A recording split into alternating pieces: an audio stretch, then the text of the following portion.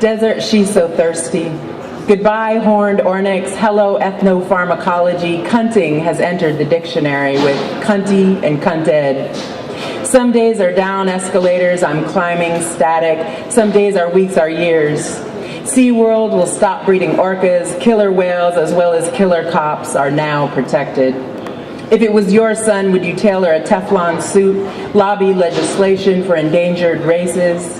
Ringling will stop elephant shows more than 100 years after Topsy told Whitey to fuck off. I guess you didn't know they electrocute elephants too. The desert is forming its own bowls to cup a little moisture in all this heat. Brown bodies litter the streets, SFPD firing squads. Some days waking up is like eating a lit cigarette. Like a butterfly, he floated through the streets of our hearts, children at his heels, Bombay. Fearless and beautiful, how we need you now, to be Muslim, to be black, to be unapologetic. How we need you to talk smack and throw jabs, bob and weave, rope-a-dope, you with that smile, that down south charm. I saw you first on a small black and white screen, an apartment on the Lower East Side. When I asked my mother what they were watching, she said simply, "Why, that's Muhammad Ali, the greatest of all time," and I have never doubted. We wake today to the sting of your absence. The maniacs on TV claim you, but you were ours. You were the people. All of us wanted you as father, gazing tender on us like sunshine on flowers, carrying all the bravery of Malcolm, a torch in the dark forest of American hate. All these years since I saw you on that small grainy screen, there is still no one to replace you. Have we raised sons who know you, who shine with bravado while remaining humble and human? Ali, you spoke for me. You who stood up to the war pigs and the media, undisputed double greatest, you leave a gaping sorrow in your wake. And I feel lost to describe your gift of gab. You eternal master of words, you really left us shook. So I put together a new manuscript that has a lot of our dead heroes that died this year, and this one is called The Day Prince Left. Started drizzly, the clouds were dark and held no purple, a warm buzz fading out, inky carpenter bees dying on the back porch. Dre Dog said, "I knew you'd hit me." Like Bowie, the tapestry will be fingered as if the world will change cellularly. Though the songs are still here, his thongs, his heels, his squeals. We could text about the 1,000 times we had sex to his music, the 2 times we saw him in concert, the babies that could have been ours, the line down Van Ness when the Galaxy was a new theater and it was the summer of Purple Rain. You had pictures to the ceiling from the floor. You reminded me of me in that room of desire, insides twisted up and longing. You were not like the others. We held anger close to the surface. Prince understood how we punched and made love after. His was baby-making music, the soundtrack to conception. I would have done things different if I knew then that I'd still know nothing now. How I held my boombox, filling the schoolyard with Dirty Mind, danced a sweat in my room, a kerosene lamp, and delirious. The 1999 cassette rewound over and over my practice for San Francisco, where I danced like those new wave kids that Eddie Murphy made fun of. How Jessica played When Doves Cry while me and her brothers screamed suicidal tendencies. How even the songs others covered were purely his, and I felt that about you. Like the wedding band meant nothing when you came throwing pennies at my window. And she didn't know which songs were ours. I don't know either exactly what I was holding on to. Spent more years hating you, but still.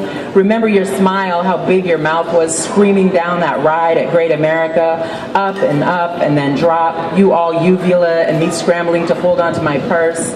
Prince's naked ass on my Love Sexy t-shirt.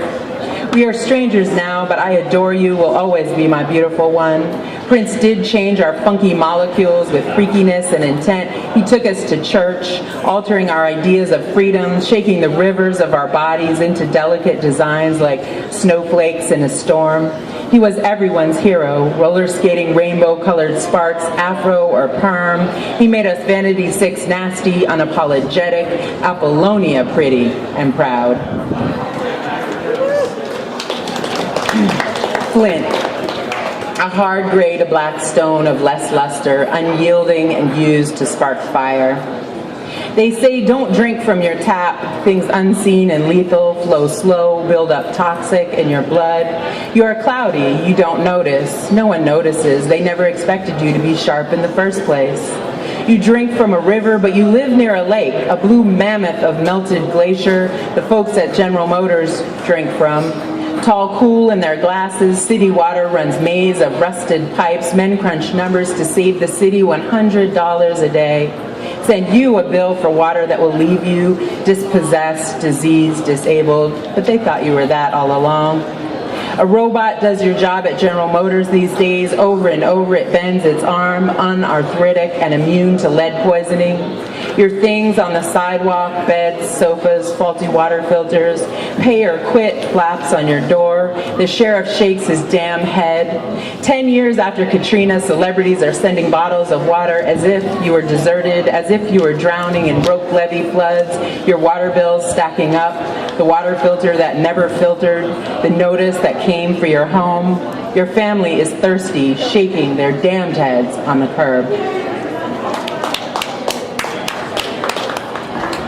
I wish I'd written down the funny shit my son said in the car. All those profound questions he railed me with when I begged for a moment of silence, to be alone with my own ragged brain in traffic, when he said, "Mom, don't say fuck to the cars." When his nose was bloodied because he wouldn't stay in his car seat and I buckled him in beside me where he climbed precocious on his knees, me screaming, "Sit down," smashing the brakes and trying to explain the blood to Miss Khan, the daycare lady he loved. I see a call for submissions of poems about motherhood, wonder if I have any. Was it really so long ago? Do I remember nothing of his heaviness in my belly, the knives in my nipples, his hands that were tiny, then fat and square, now long and lean? We didn't have camcorders and cell phones to capture him small. I wonder if I documented enough. In nursing school, they always said, document, document, document. But that's just to cover your ass. I did scribble cursive entries of love through my pregnancy in a flowery journal. I listed baby names and intentions, names like Egyptia and Passion. And he said, "Mom, what am I going to do with that? I can't read that. We don't use cursive anymore." How he inherited the curse of my chicken scratch penmanship, but could use a keyboard almost since he learned to talk. How I showed him the ultrasound instead, his little fist raised in warning of the sweet hell he would give. The way he slept sideways beside me, falling asleep in his own bed and crawling into mine each night to push me to the edge, velvet feet kicking my cheek. Did I make him grow too fast with all my rushing? Every countertop had to be crumbless and bodies washed before I would rest.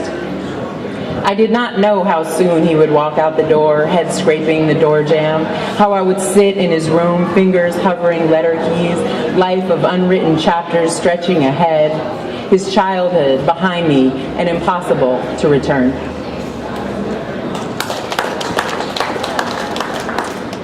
Every other Columbine, we watch helicopter footage, student ants running, school buildings echo with gunshots, our shaking hands texting, "Are you okay?"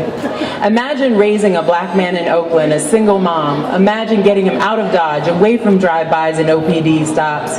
You raise him strong, send him off to the college of his choice, a manicured campus designed for his success, a journey to adult and safety. Then you find yourself clutching an unresponsive phone, breaking news, breaking your head, too dead, red banner. Even if your baby is okay, someone else's is not.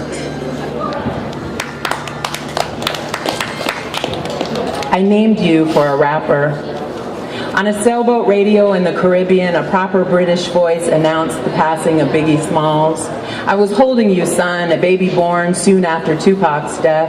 We were traveling on welfare, a chubby single mom, tan, turning a page. A sea of see-through jellyfish left red welts. An island of iguanas stole our food.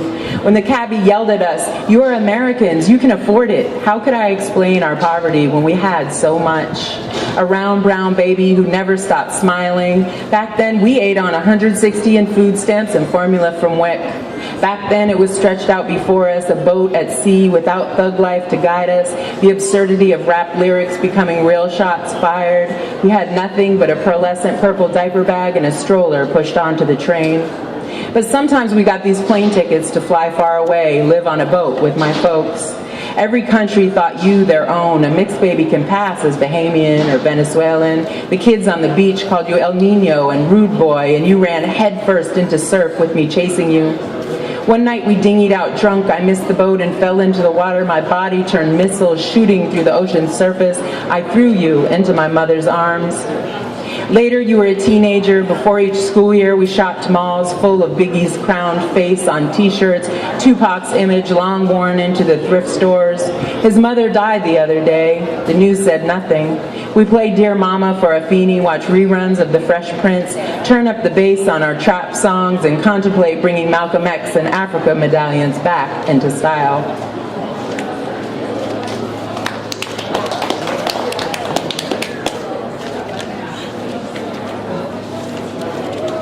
Lonely and lovely are almost spelled the same. I did not die when Aunt Wiley dragged me up the stone wall dangling over the bay. Police lights bathed me in relief of his relentless fists and feet.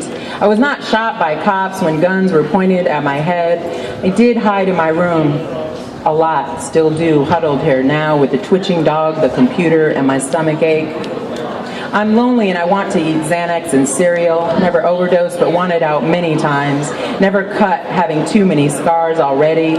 Begged to have my hair pulled, my face smashed into the headboard. That escape short-lived. I went to the movies tonight with a guy from a bar just to do it, just because I'm lonely or something. His desperation was rubbing on me, giving me indigestion. He wanted to show me off. He wanted to take me to the mall to eat, to his bar. I wanted to get out, couldn't get home fast enough. All that need reminded me of my own.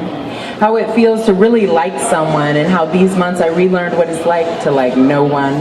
To look into the future and see nothing, like I did back in the day when guys like Aunt Wiley beat the shit out of me and I still wanted a boyfriend to pick me up after work, eat chicken fried steak at Denny's, drink gin and juice in the car with someone, anyone, because he made me laugh and got that look in his eye when he came, that glazed dazed look that made me feel some kind of way. Numb like this, I miss feeling some kind of way. Actually, it was the worst reminder that I have not grown up at all, that I will obsessively text where I once paged, that I will sit in my room and cry for a very long time, broken and looping, no power button shut off. Love lives only in pages and songs, so I'm thinking about buying cassette tapes again, stacking them high with the books on the shelves surrounding me and the shivering dog late into the cold night. There is moon and there is me, and I did not die.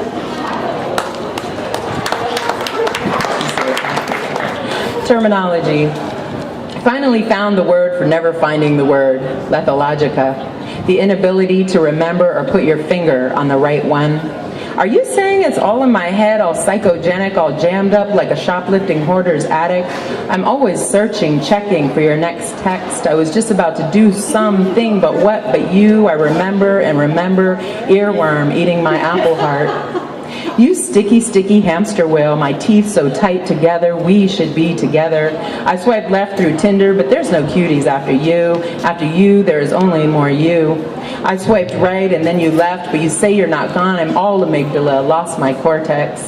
Oh, how I adore you, tracing my muscles, naming them.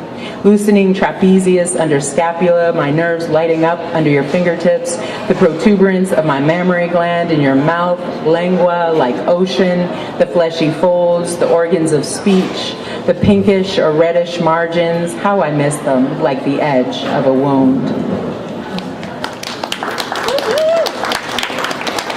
I'm in South Central, airborne at 2 a.m. It's going up. A circle of black poets, gay men, fists raised, feet bouncing like springs. Kendricks, we gon' be all right. Into the corrugated ceiling, into the night. It's religious, it is everything, all at once. Hope and joy, anger and pain, so much love. I'm sure of only this. Tonight, we gon' be all right.